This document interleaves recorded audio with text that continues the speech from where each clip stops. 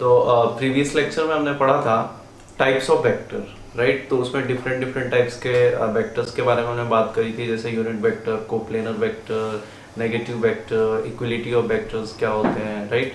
तो now today's topic is laws of addition and subtraction of vector, right? It is law of addition and subtraction of vectors, right? तो आज हम सीखने वाले हैं कि how to add two vectors or how to subtract two vector, right? दो vector को हम जोड़ते कैसे हैं या फिर दो वेक्टर को हम घटाते कैसे, ओके। तो बेसिकली होता क्या है कि जैसे मैंने आपको बताया था कि एक स्केलर क्वांटिटी क्या होता है। स्केलर क्वांटिटी को हम सिंपल अलजेब्रा के थ्रू ऐड कर सकते हैं, राइट। जैसे कि मान लो आपके पास 2 किलो चावल है, 4 किलो आटा है, तो टोटल अमाउंट कितना हुआ, तो 2 + 4 = 6। बिकॉज यहाँ पे जो आपका यूनिट है, जो ये फिजिकल क्वांटिटी है, मास है, वो क्या है, स्केलर क्वांटिटी, राइट। बट अगर मुझे वेक्टर क्वांटिटीज को, वेक्टर फिजिकल क्वांटिटीज को जोड़ना हो तो कैसे जोड़ते हैं, तो उसके लिए हम आज डिस्कस करने वाले हैं। तो there is 2 law of vector addition. तो सबसे पहले हम एडिशन की बात कर लेते हैं, laws of addition. Same laws use होते हैं सब्सट्रैक्शन के लिए भी, वो हम देखेंगे, सीखेंगे, राइट। तो जो पहला लॉ है आपका, that is triangular law of vector addition. That is called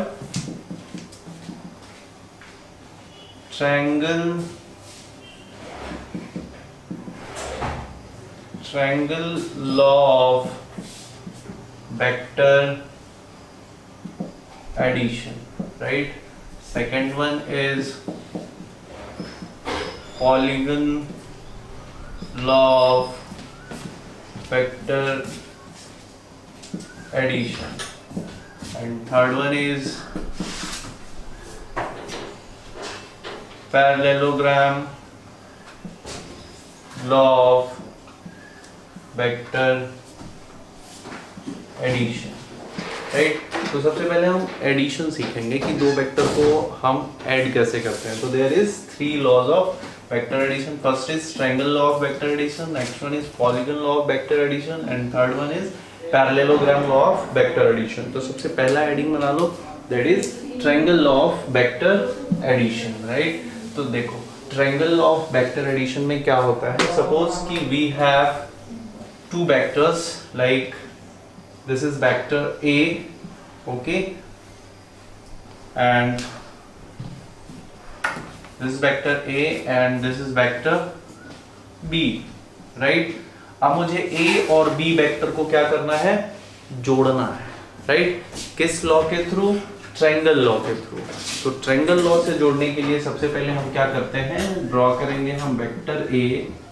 जिस भी दो वेक्टर को हमें ऐड करना है, फर्स्ट ऑफ ऑल हम क्या करेंगे, उन दोनों वेक्टर्स को, जैसे ये मान लो वेक्टर ए बना लिया मैंने, और ये क्या था, वेक्टर बी था। मान लो कि ये वेक्टर ए आपका हॉरिजॉन्टल वेक्टर था, राइट। कैसा था, हॉरिजॉन्टल वेक्टर था, तो मैंने यहाँ पे वेक्टर ए बना लिया। अब जो ये आपका वेक्टर बी दिखाई दे रहा है, सपोज कि ये यहाँ से कुछ एंगल बना रहा है, मान लो कि थीटा, राइट, मतलब कि हॉरिजॉन्टल से, ओके। तो फर्स्ट ऑफ ऑल अगर मुझे ए और बी को जोड़ना है तो मैं क्या करूंगा, बी का बिना ओरिएंटेशन चेंज किए, दैट मीन्स कि हम बी वेक्टर का डायरेक्शन बिना चेंज किए बी के टेल को ए के हेड से ज्वाइन कर दूंगा। तो देखो मैं बी वेक्टर यहाँ पे बना लेता हूँ। देखो मैंने बी वेक्टर का, आप ध्यान से देखोगे तो डायरेक्शन चेंज नहीं किया, बी वेक्टर ऐसे था ना, तो बी वेक्टर ऐसे ही बनाया मैंने, एग्जैक्टली, राइट। केवल इसको डिस्प्लेस कर दिया है, इसका ओरिएंटेशन चेंज नहीं किया है। दैट मींस बी वेक्टर जिस डायरेक्शन में था अभी भी उसी डायरेक्शन में है। और मैंने क्या कर दिया, मुझे ए और बी को जोड़ना था, तो सबसे पहले मैंने ए लिख लिया और ए के हेड से बी के टेल को ज्वाइन कर दिया, सिंपल, गुड। अब जो ये वेक्टर है, मतलब वेक्टर ए का टेल और वेक्टर बी का हेड ज्वाइन कर दो, राइट। तो ये आपका होगा resultant vector, this is the resultant vector, this is a plus vector b, get it, good. तो this is the triangular law of addition. तो ट्रायंगुलर लॉ ऑफ एडिशन में क्या क्या कहा जाता है कि आपको जिन दो वेक्टर्स को जोड़ने हैं तो फर्स्ट ऑफ ऑल आप क्या करो, एक वेक्टर बना लो और दूसरे वेक्टर को क्या करो, उस पहले वेक्टर के हेड से दूसरे वेक्टर के टेल को ज्वाइन कर दो। नाउ थर्ड स्टेप क्या है आपका कि पहला वेक्टर ए के टेल और दूसरे वेक्टर बी के हेड को ज्वाइन कर दो एंड ये जो वेक्टर आपको मिलेगा this is the resultant vector, this is the A plus B, right, good. Now आपको मैं यहीं पे छोड़ो, बाद में करेंगे हम सब्सट्रैक्शन का एक अलग ही पढ़ेंगे यहाँ पे, राइट। नेक्स्ट जो आपका आता है, मैंने बोला आपको polygon law of vector addition. क्या है? Polygon law of vector addition. तो पॉलीगन लॉ हम तब यूज करते हैं, polygon law of vector addition, तो जब हमें दो या दो से ज्यादा वेक्टर्स को ऐड करना होता है तो हम क्या यूज करते हैं, polygon law of vector addition. अभी आप देखोगे कि there is nothing difference between triangle law and polygon law, थोड़ा सा डिफरेंस होता है, उसको मैं यहाँ पे एक्सप्लेन करूंगा। सपोज दैट कि आपके पास यहाँ पे दो से ज्यादा वेक्टर्स हैं, राइट। मान लो कि there is vector A, okay, this is the vector b, okay, and this is the vector c, this is the vector d and this is the vector e। देख पा रहे हो आप लोग यहाँ पे, ये वेक्टर a है, b है, c है, d है, e है, ओके। किसी ने बोला कि भाई मुझे इन सब का सम बताओ, इन सब का रिजल्टेंट बताओ, दैट मीन्स कि उसने बोला कि vector a plus vector b plus vector c plus vector d plus vector e आपको निकालना है कि ये कितना होगा, राइट, ओके, गुड। तो हम क्या करते हैं polygon law of vector addition में, सबसे पहले वेक्टर ए मैंने यहाँ पे बना लिया। बार बार कह रहा हूँ कि आप वेक्टर के ओरिएंटेशन को चेंज नहीं कर सकते, मतलब कि उसके डायरेक्शन को चेंज नहीं कर सकते, वेक्टर को एक जगह से पैरेलल उठा के दूसरी जगह रख सकते हो, great. Now vector A, right, अब क्या करना है मुझे, वेक्टर बी। तो पॉलीगन लॉ ऑफ एडिशन में हम क्या करेंगे कि वेक्टर बी के टेल को वेक्टर ए के हेड से ज्वाइन कर देंगे, डायरेक्शन सेम रहेगा। देखो वेक्टर बी का डायरेक्शन इधर था तो मैंने वेक्टर बी का डायरेक्शन एग्जैक्टली इधर लिया है, तो this is vector B. Again जो अपना थर्ड वेक्टर है दैट इज वेक्टर सी, इसके भी हम डायरेक्शन को चेंज नहीं करेंगे, तो ये इस डायरेक्शन में है, तो वेक्टर सी के टेल को वेक्टर बी के हेड से ज्वाइन कर दूंगा, this is the vector C, right. Now vector D, again मैं वेक्टर डी के डायरेक्शन को चेंज नहीं करूंगा और वेक्टर डी को उठा के वेक्टर डी के टेल को वेक्टर सी के हेड से ज्वाइन कर दूंगा, सिंपल, तो that is vector D, okay. Vector E, again मैं वेक्टर ई के टेल को वेक्टर डी के हेड से ज्वाइन कर दूंगा, this is the vector E. Now अब यहाँ पे ध्यान देना, जो आपका पहला वेक्टर ए था और जो दूसरा वेक्टर ई था, तो एग्जैक्टली अब क्या करूंगा मैं, पहले वेक्टर के टेल को, पहले वेक्टर के टेल से लास्ट वेक्टर के हेड की तरफ एक वेक्टर बनाऊंगा and this is the resultant vector of vector A, vector B, vector C, vector D and vector E. That is ये वाला वेक्टर क्या होगा, ये होगा vector A plus vector B plus vector C plus vector D plus vector E, this is the resultant vector, right. तो इस तरीके से हम पॉलीगन लॉ के थ्रू क्या करते हैं, दो या दो से ज्यादा वेक्टर्स के सम को फाइंड आउट कर सकते, आई मीन दो से ज्यादा वेक्टर्स के सम को फाइंड आउट करते हैं, राइट। अब यहाँ पे एक बात मैं आपको एक्सप्लेन करना चाहता हूँ, आप ध्यान से देखो, तो ये कुछ नया नहीं है, इसमें कोई रॉकेट साइंस नहीं है। इसके पहले हमने क्या पढ़ा था, triangle law of vector addition, ये वही है। देखो कैसे, ध्यान दो, इन सभी वेक्टर्स को भूल जाओ, वेक्टर सी डी ई को भूल जाओ, आपके पास कितने वेक्टर बचे, ए और बी बचा ना, right.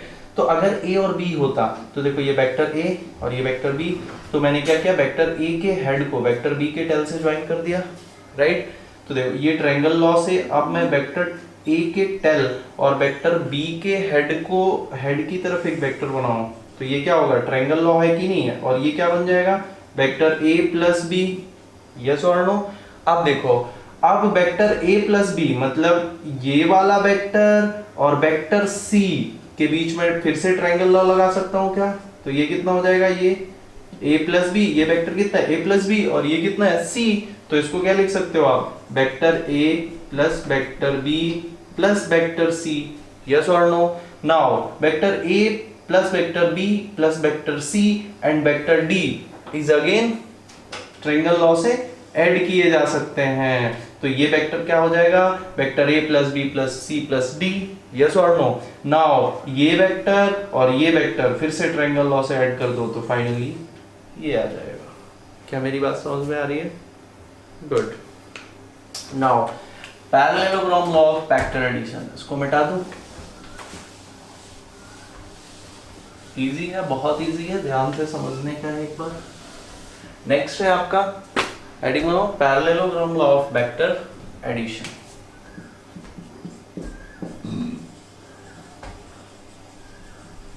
Parallelogram law of vector addition, right? तो parallelogram law of vector addition में क्या होता है, फर्स्ट ऑफ ऑल मान लो आपके पास फिर से आपके पास दो वेक्टर है, this is the vector A and this is the vector B. अब मुझे क्या करना है, इन दोनों वेक्टर्स को जोड़ना है पैरेललोग्राम लॉ ऑफ एडिशन से। तो मैं क्या करूंगा, वेक्टर ए बना लिया इधर, अगेन वेक्टर के ओरिएंटेशन को आप चेंज नहीं कर सकते, अगर वेक्टर के ओरिएंटेशन को चेंज कर दिए तो फिर उसका मतलब चेंज हो जाएगा, राइट? तो मैंने क्या किया, ए बना लिया, ए जिस डायरेक्शन में था उसी डायरेक्शन में बना लिया, ए वेक्टर का जितना लेंथ था उतना ही लेंथ लिया है, दैट मीन्स की मैग्नीट्यूड भी सेम लिया है और डायरेक्शन भी सेम लिया है, राइट? नाउ वेक्टर बी, तो पैरेललोग्राम लॉ को पढ़ते समय जैसे कि ट्रायंगल लॉ में हम क्या करते थे कि जिन दो वेक्टर्स को जोड़ना होता था उन दो वेक्टर्स को हम क्या करते थे, पहले वेक्टर के हेड से दूसरे वेक्टर के टेल को ज्वाइन कर दिया जाता था, राइट? लेकिन पैरेललोग्राम लॉ में क्या करेंगे कि जिन दो वेक्टर्स के बीच हमें क्या करना है, एडिशन करना है, उनको टेल टू टेल ज्वाइन करेंगे। कैसे ज्वाइन करेंगे, tail to tail, that means this is the vector A and this is the vector B, तो vector A and B are connected tail to tail first of all, right? Now अगर मैं यहाँ से angle मान लो कि आपको पता है कि हॉरिजॉन्टल से वेक्टर बी का जो एंगल है वो थीटा है, तो आपका वेक्टर ए भी तो हॉरिजॉन्टली था, तो यानी कि इन दोनों के बीच का एंगल कितना हो गया, सपोज थीटा, राइट? अब पैरेललोग्राम लॉ में क्या करते हैं कि यहाँ पे एक पैरेललोग्राम ड्रॉ कर लेते हैं, राइट? मतलब वेक्टर बी को यहाँ से ऐसे पैरेलल शिफ्ट कर देते हैं, तो पैरेलल शिफ्ट कर दो यहाँ पे, राइट? तो देखो एक पैरेललोग्राम मिल जाता है क्या आपको, यस और नो? तो अब जो इस पैरेललोग्राम का जो ये डायगोनल होगा, अच्छा देखो ये वेक्टर बी था, अब इसी को पैरेलल मैंने यहाँ पे शिफ्ट कर दिया ना, राइट? तो इसको भी वेक्टर बी बोल सकता हूं मैं, या क्योंकि डायरेक्शन भी सेम है और मैग्नीट्यूड भी सेम है। तो इस पैरेललोग्राम का जो ये डायगोनल है इसको हम क्या बोलेंगे, resultant vector, vector A plus vector B. क्या मेरी बात समझ में आ रही है? गुड। नाउ ए और बी के बीच का एंगल कितना था, थीटा था, ठीक है? तो ये वाला एंगल बताओ तो कितना होगा जरा, ये एंगल कितना होगा, ये भी थीटा हो जाएगा, यस और नो? अब यहाँ पे थोड़ा सा मैथमेटिकल कैलकुलेशन देख लेते हैं। आप ध्यान से देखो तो यहाँ पे फाइनली हम आ गए ट्रायंगल लॉ पे। देखो ये वेक्टर ए हो गया और ये वेक्टर बी हो गया, तो आ गया ना ट्रायंगल लॉ, राइट? अब मुझे ए प्लस बी मिल गया है, ओके? तो अगर a प्लस बी का मैग्नीट्यूड निकालना हो मुझे यहाँ से कि इसका लेंथ कितना होगा, राइट? तो देखो इसको फाइंड आउट करने के लिए हम क्या करते हैं, यहाँ से एक परपेंडिकुलर अगर मैं ड्रॉ कर दूं, मैं नाम दे देता हूँ, दिस इज कुछ नाम दे दो, जैसे मान लो O P Q R S नाम दे दिया मैंने, ओके? अब ध्यान से देखो तो यहाँ पे जो आपका ट्रायंगल है, मैं इसको मिटा देता हूं, राइट एंगल ट्रायंगल दिखेगा, क्या क्या दिखेगा आपको, राइट एंगल ट्रायंगल दिख रहा है, that is O Q and R, O Q R. इस राइट एंगल ट्रायंगल का जो ये मैग्नीट्यूड है आपका a plus B, this is the hypotenuse, right. Okay good, ये पता है मुझे कितना है a, ओके ये कितना है भाई b है। यहाँ पे भी एक राइट एंगल ट्रायंगल दिख रहा है क्या? तो ध्यान से देखो, तो इसका जो लेंथ है, ये जो वेक्टर है आपका वेक्टर पी आर, ओके यानी वेक्टर पी आर, इसका मैग्नीट्यूड कितना है? तो ये वेक्टर b है, यानी कि magnitude of vector b and this is b, right. Okay, तो ये देखो राइट एंगल ट्रायंगल से ये कितना है थीटा, तो ये कितना हो जाएगा rp, ये कितना हो जाएगा? तो ये हो जाएगा b sin थीटा, यस और नो। और ये कितना हो जाएगा? ये हो जाएगा b cos थीटा, यस और नो।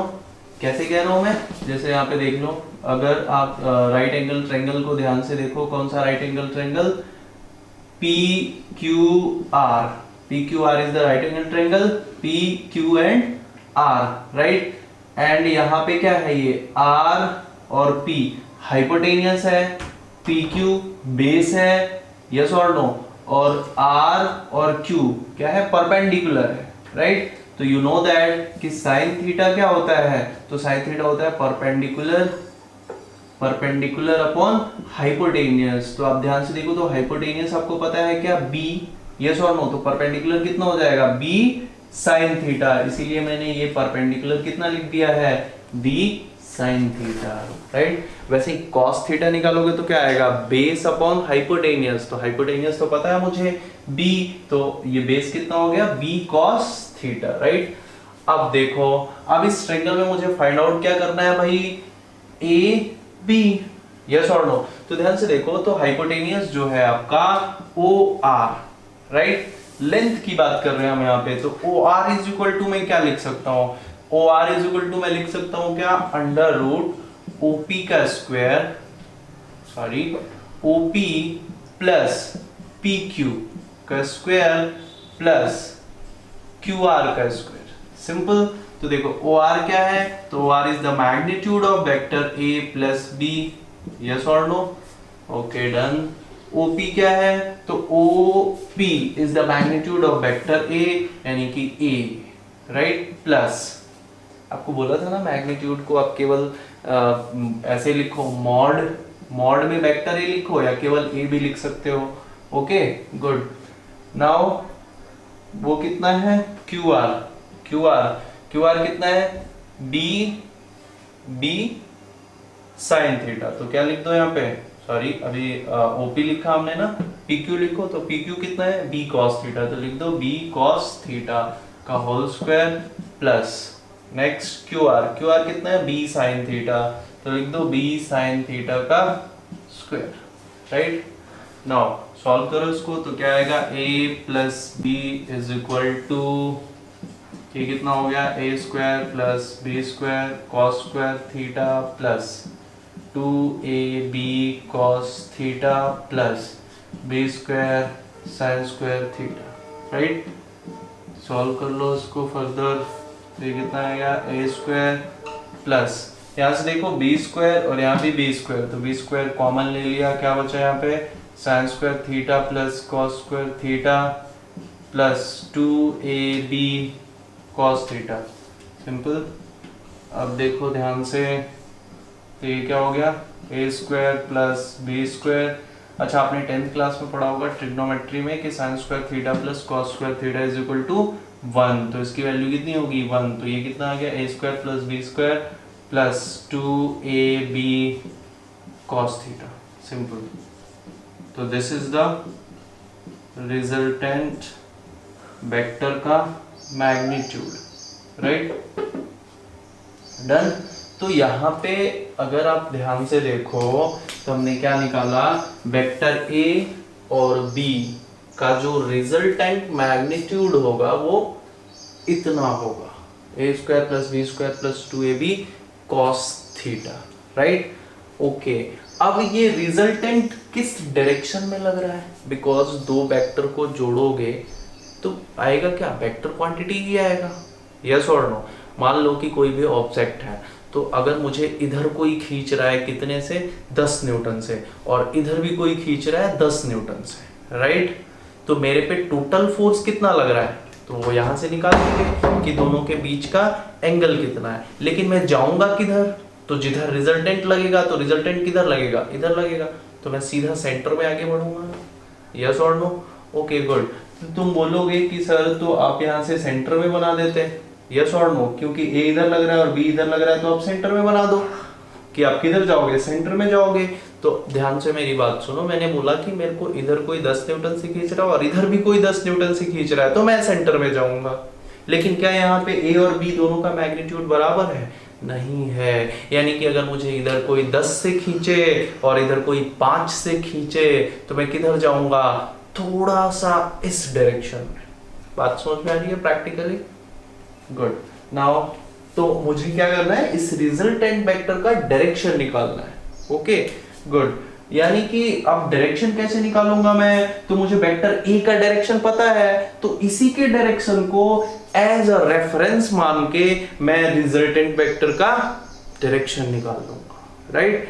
तो वेक्टर ए इधर है, तो मैंने माना कि जो रिजल्टेंट वेक्टर है वो वेक्टर ए से अल्फा डिग्री, ऐसे alpha degree anti clockwise direction में लग रहा है, राइट। तो इस अल्फा की वैल्यू निकाल लो, यस और नो। तो क्या हो जाएगा, जब आप अल्फा की वैल्यू निकालोगे तो देखो राइट एंगल ट्रायंगल आपको दिख रहा है, ओ क्यू आर, दिख रहा है नहीं दिख रहा है, तो क्या लिख दूं मैं, 10 अल्फा इज इक्वल टू क्या होता है, perpendicular upon base, perpendicular upon base. तो परपेंडिकुलर कितना है, तो परपेंडिकुलर यहां से ये है b sin थीटा, तो मैंने लिख दिया b sin theta upon base कितना है, तो भाई यहां से यहां a और ये कितना है b cos थीटा, तो ये आ गया a plus b cos theta. इस तरीके से मुझे इसका डायरेक्शन भी मिल गया। अब मान लो कि इसको सॉल्व किया आपने, अल्फा की वैल्यू कितनी आई, 30 डिग्री, तो आप बोल दोगे कि सर ए और बी का जो रिजल्टेंट होगा उसका मैग्नीट्यूड कितना होगा, under root A square plus B square plus 2ab cos theta, and वो रिजल्टेंट ए वेक्टर से अल्फा डिग्री एंटी क्लॉकवाइज लगेगा। Good, right. यानी कि ओवरऑल कंक्लूजन क्या है कि जब भी आपके पास दो वेक्टर दिया हो और उन दोनों वेक्टर के बीच का एंगल दिया हो, तो आप उसका रिजल्टेंट लिख सकते हो विद डायरेक्शन। ओके, तो आपको ये फॉर्मूला अप्लाई कैसे करना है यहाँ पे देख लो। ओवरऑल जो आपका कंक्लूजन है अभी तक जो हमने पढ़ा, जहां से हमें कंक्लूजन निकल के आया, दैट इज कि अगर ये वेक्टर ए है, right, and this is the vector b and angle between a and b is theta degree, then vector a plus b का मैग्नीट्यूड जो होगा वो कितना होगा, a square plus b square plus 2ab cos theta. Simple, right, done. और जो direction होगा वो कितना होगा, तो वो होगा 10 अल्फा। मान लो कि जो रिजल्टेंट आया आपका वो इस डायरेक्शन में आया है ना, रिजल्टेंट ये क्या है आपका resultant vector, vector A plus B, वो मान लो कि यहाँ बी से कितने पे लिया मैंने, अल्फा डिग्री पे, तो जो 10 अल्फा लिखूंगा वो क्या लिखूंगा। अच्छा ध्यान देना एक बात, जब आप डायरेक्शन लिखोगे ना, तो देखो मैं डायरेक्शन कहां से ले रहा हूँ, बी वेक्टर से ले रहा हूं, तो आप जिस वेक्टर से लोगे, वो वेक्टर यहाँ पे नहीं आएगा। अब यहाँ पे क्या आएगा, a sin theta upon b plus a cos theta, right. वहां प्रीवियस पे जाके देखो, वहां पे नीचे था a, राइट। तो आपने ये जो अल्फा लिया था वो a वेक्टर से लिया था, तो यहाँ पे क्या आ रहा था, b आ रहा था। लेकिन यहाँ पे अल्फा आप कहां से ले रहे हो, b वेक्टर से ले रहे हो। एक और लिख देता हूं मैं आपको समझने के लिए। अगर मान लो कि मैं बोलता कि भाई ये a वेक्टर है और ये b वेक्टर है, राइट, तो ये थीटा है, तो अभी भी इसका मैग्नीट्यूड तो सेम आएगा। लेकिन अगर मैं अल्फा यहां से ले लूं, अब अल्फा लिखना हो मुझे तो मैं क्या लिखूंगा, अब लिखूंगा tan अल्फा की वैल्यू, ये आपका वेक्टर a प्लस बी। तो अब जो tan अल्फा की वैल्यू आएगा ये क्या आएगा, a से ले रहा हूं ना तो b आ जाएगा, यानी कि b sin theta upon a plus b cos theta. Get it? Okay done, note करो इसको। नेक्स्ट है आपका, दोनों पढ़ लेते हैं उसके बाद से हम इस पे सवाल करेंगे।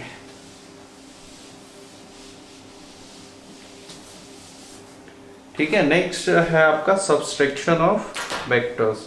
तो सब्सट्रैक्शन भी सबसे पहले हम ट्रायंगल लॉ पढ़ेंगे, राइट। उसके बाद से सेम ही है, पैरेललोग्राम लॉ और ट्रायंगल लॉ सेम है, राइट। और इस पे ज़्यादा कुछ थ्योरी वगैरह पे ज़्यादा कुछ दिमाग लगाने की ज़रूरत है नहीं, आपको सवाल करने से मतलब है, ठीक है। तो सवाल करने के लिए बस आपको इतना ही याद रखना है कि अगर आपके पास दो वेक्टर्स हैं और दोनों वेक्टर के बीच का एंगल दिया हुआ है तो सिंपली आपको उसका क्या कर लेना है, मैग्नीट्यूड निकाल लेना है, and that is under root a square plus b square plus 2ab cos theta. अच्छा, यहाँ पे कुछ इंपॉर्टेंट पॉइंट्स भी मैं आपको नोट करवा देता हूँ, जैसे कि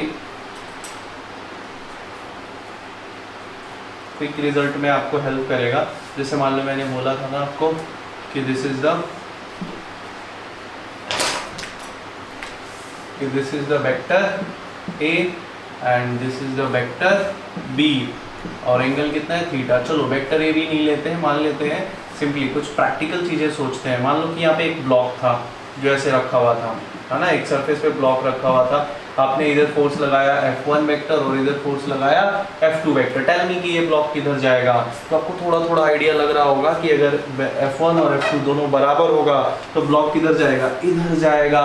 लेकिन अगर F1 ज़्यादा होगा, अगर F1 ज़्यादा होगा और F2 थोड़ा कम होगा, F2 थोड़ा कम होगा तो क्या होगा, ब्लॉक कहीं इधर जाएगा। तो एग्जैक्टली मुझे डायरेक्शन नहीं पता है, मैं मान लेता हूँ कि इधर क्या है, F नेट है और F नेट का डायरेक्शन भी देना पड़ेगा मुझे। तो जो वेक्टर F नेट है मान लेता हूँ कि F1 से कितना एंगल बनाता है, अल्फा एंगल। आपको कोई बोल देता है कि भैया यहाँ पे F नेट का मैग्नीट्यूड लिख, तो सिंपली क्या करता है, लिख देता है कि सर F1 का स्क्वायर प्लस F2 का square plus 2F1 F2 cos theta. Simple, yes और no.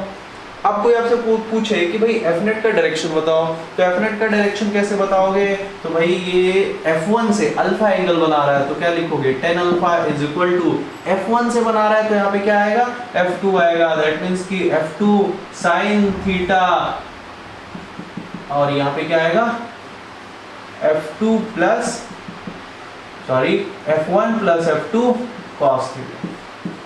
This is the direction of F net from F1। Get it? Okay done. अब ये F नेट मैक्सिमम कब होगा भाई, F नेट मैक्सिमम कब होगा, F net max कब होगा, F नेट मैक्स कब होगा, जब cos थीटा की वैल्यू कितनी हो, cos थीटा की वैल्यू कितनी हो, 1 हो जाए। अगर cos थीटा की वैल्यू 1 हो जाती है तो F नेट कितना हो जाएगा, ये आ जाएगा F1 प्लस F2 का होल स्क्वायर, मतलब बाहर निकालोगे तो आएगा F1 plus F2। Okay, when theta is equal to 0 degree, right. Okay, अब भाई F नेट मिनिमम कितना होगा, मिनिमम कितना होगा, टेल मी क्या हो जाएगा मिनिमम। अगर थीटा की वैल्यू 180 आ जाता है तो इसकी वैल्यू माइनस हो जाएगी, तो ये माइनस हो जाएगा, मतलब कि F1 माइनस F2। क्या मेरी बात समझ में आ रही है? तो ये क्विक रिजल्ट में आपको हेल्प करेगा, राइट। अगर यहाँ पे ध्यान से देखो theta is equal to 90 degree आ जाता है तो ये 0 हो जाएगा ना, तो आप F नेट को जल्दी से क्या लिख सकते हो, अंडर रूट F1 का स्क्वायर प्लस F2 का स्क्वायर। तो ये तीनों आपको क्विक रिजल्ट में हेल्प करेगा, तो इसको याद रखो। याद क्या रखना, उस पर बहुत ही बेसिक बात है, राइट। ओके गुड, नोट करो इसको। ओके, आज के लिए इतना ही। नेक्स्ट लेक्चर में हम पढ़ेंगे subtraction of vector. Thank you.